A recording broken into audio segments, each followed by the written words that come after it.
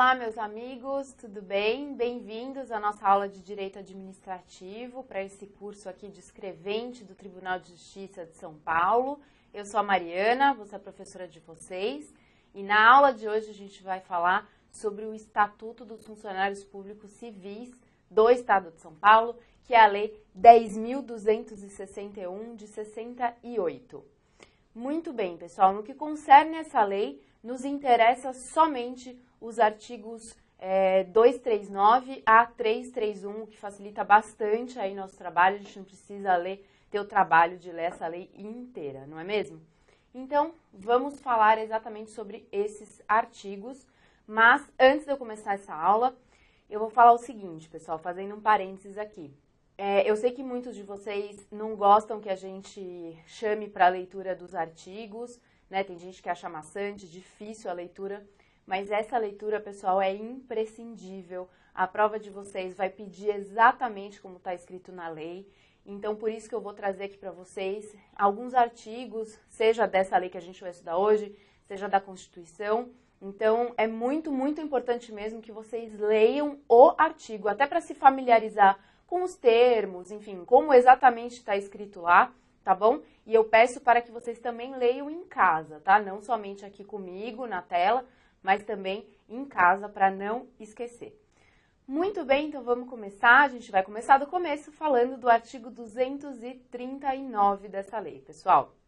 O que está previsto lá no artigo 239? O chamado direito de petição.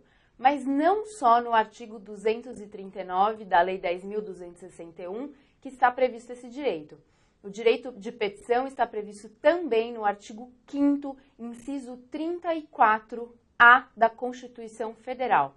Pessoal, o direito de petição é um direito fundamental, é um direito constitucional.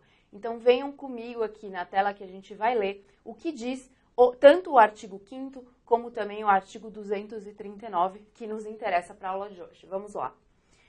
Então, nós temos aqui, a todos são assegurados, independentemente do pagamento de taxas, o direito de petição aos poderes públicos em defesa de direitos ou contra a legalidade ou abuso de poder. E aqui o nosso artigo, a nossa lei que a gente vai estudar hoje, é assegurado a qualquer pessoa, física ou jurídica, independentemente de pagamento, o direito de petição contra ilegalidade ou abuso de poder e para a defesa de direitos. Vocês podem ver que o artigo 239 fala basicamente o que diz aqui o artigo 5º. Basicamente é a mesma redação. Muito bem. Para que serve esse direito de petição? Por que ele existe, pessoal? Vocês sabem muito bem que nós vivemos na República Federativa do Brasil. O que significa viver em uma república? O que significa o princípio republicano? Pessoal, significa que todo o poder emana do povo. É o povo quem manda, tá certo? Isso também está previsto lá na Constituição. Porém, é óbvio que esse povo como um todo não pode governar. Por isso mesmo que este povo é governado pelos representantes eleitos. E quem são esses representantes eleitos? Os deputados, né? São os deputados que representam o povo. E o que fazem, então, esses representantes eleitos? Eles elaboram leis. Portanto, pessoal, a lei, ela nada mais é do que a expressão, a manifestação da vontade do povo, tá certo? Bom, e vocês também sabem que nós vivemos no Estado Democrático de Direito. Estado Democrático de Direito significa que toda e qualquer pessoa se submete à lei, inclusive o Estado. Por isso mesmo, pessoal, o Estado se submete à lei, logo ele se submete à vontade, à fiscalização do povo, porque a lei nada mais é do que a expressão da vontade dessa população. Então, o direito de petição, gente, ele existe exatamente para isso, para que o povo, para que toda e qualquer pessoa possa fiscalizar a atuação estatal. Tá certo, pessoal? Então, bem tranquilo. Então, eu falei para vocês que toda e qualquer pessoa, correto? Essa regrinha está lá no artigo 239, parágrafo 1º, que a gente vai ler agora. Olhem só. Artigo 239, parágrafo 1º. qualquer pessoa poderá reclamar sobre abuso, erro, omissão ou conduta incompatível no serviço público. Qualquer pessoa, seja particular, seja agente público. Então, um exemplo, imagine vocês que um policial militar tenha agredido de forma excessiva um manifestante. Essa pessoa poderá se utilizar do direito de petição por conduta incompatível, por abuso neste serviço público, tá certo? Do mesmo sentido, imagine vocês que um servidor, um funcionário, tenha um colega que cobre propina para atuar. E então esse servidor ele pode se manifestar contra esse colega através do direito de petição. Tranquilo, né, pessoal? Então, vamos seguir em frente. Outro detalhe muito importante. Essa petição ela vai ser apresentada perante a administração pública, perante o Estado, correto? E tem uma regrinha lá no Estatuto que diz o seguinte: a administração pública ela não poderá se recusar a receber a petição, tá certo? Ela também não pode se recusar a encaminhar a petição para a autoridade competente e a autoridade competente não pode se recusar a apreciar esta petição. O particular irá apresentar a petição, irá protocolar a petição lá na administração pública.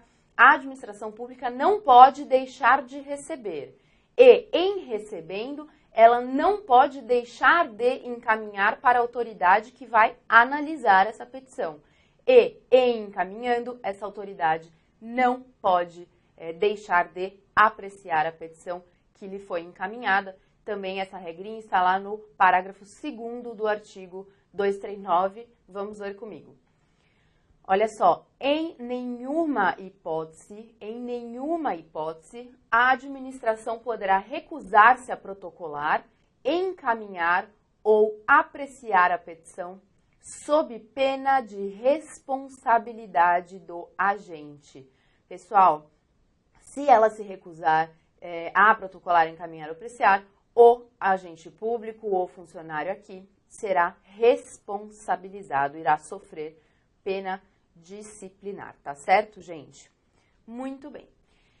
E continuando, eu vou falar para vocês agora sobre as formas de petição. Quais são as formas de petição que nós temos? São basicamente, pessoal, 4 formas. A primeira delas é o chamado requerimento, tá certo? Requerimento. Então, quem requer pede algo, tá certo? Então, eu vou requerer a concessão de férias, eu requeiro a expedição de uma certidão, tá certo? É um pedido feito à administração pública, um pedido para que a administração faça algo, tá certo? Este é o requerimento. A segunda forma de petição, pessoal, é a chamada representação. A representação ela é utilizada para denunciar irregularidades, tá certo? Representação utilizada para denunciar irregularidades. Eu represento contra alguém aqui, tá bom, pessoal? Então, por exemplo, eu represento contra um chefe que dê ordens ilegais, eu represento contra um servidor que cobre propina, ok? Também sem grandes problemas aqui. Outra petição, pessoal, outra forma de petição que nós temos é a chamada reconsideração. O próprio nome diz, né? Bem tranquilo. Reconsideração é o pedido feito para a autoridade que prolatou uma decisão ou expediu um ato para que essa mesma autoridade reconsidere aquele ato ou aquela decisão, tá certo? Então, o importante aqui que vocês têm que saber é o seguinte: o pedido é feito para a própria autoridade que expediu o ato e prolatou a decisão, para que ela reconsidere aquilo que ela decidiu ou a sua atuação, tá bom? Tranquilo também. E por fim, última forma de petição que nós temos é o chamado recurso. Pessoal, também sem problemas, né? Recurso, todo mundo sabe, uma vez expedido um ato ou prolatado uma decisão, será feito um pedido para que a autoridade superior reveja essa decisão ou suspenda este ato, tá certo? A diferença básica aqui, gente, entre a reconsideração e a revisão é exatamente para quem será pedido. A reconsideração é para a própria autoridade que expediu o ato e prolatou a decisão. O recurso, o pedido é feito para a autoridade superior daquela pessoa que expediu o ato ou prolatou a decisão. E agora, uma observação aqui. Pessoal, nem a reconsideração, nem o recurso suspendem o ato ou a decisão, tá bom? Como assim? Como assim? Pessoal, a simples interposição do recurso e o simples pedido de reconsideração não faz com que o ato, não faz com que a decisão tenha que deixar de ser cumprida. As pessoas continuam tendo que cumprir aquele ato, continuam tendo que cumprir aquela decisão, mesmo que já tenha havido um pedido de reconsideração, tá certo? Este ato, essa decisão, somente deixarão de ser obrigatórios a partir do momento que forem, de fato, reconsiderados e revistos, tá bom, pessoal? E mais um detalhe aqui, tanto o recurso como a reconsideração, ambos interrompem a prescrição, tá certo? Ambos interrompem a prescrição. Vocês sabem muito bem que a interrupção da prescrição faz com que o prazo volte ao início, tá certo? Diferentemente da suspensão, que apenas suspende quando ele volta a correr, volta ali da onde parou. Reconsideração e recurso interrompem a prescrição, tá certo? E qual será o prazo para interpor essas petições todas, pessoal?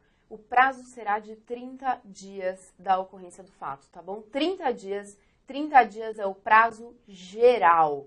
Prazo geral. Como assim? Se não houver nenhum outro prazo específico em outra lei, existem casos que a lei específica prevê um prazo específico para esta ou aquela situação. Se não houver esse prazo específico, aí o prazo para interpor essas petições será de 30 dias. Tá bom, pessoal? Hoje a gente termina por aqui. Se vocês gostaram, por favor, compartilhem. E eu espero vocês na aula que vem. Até mais!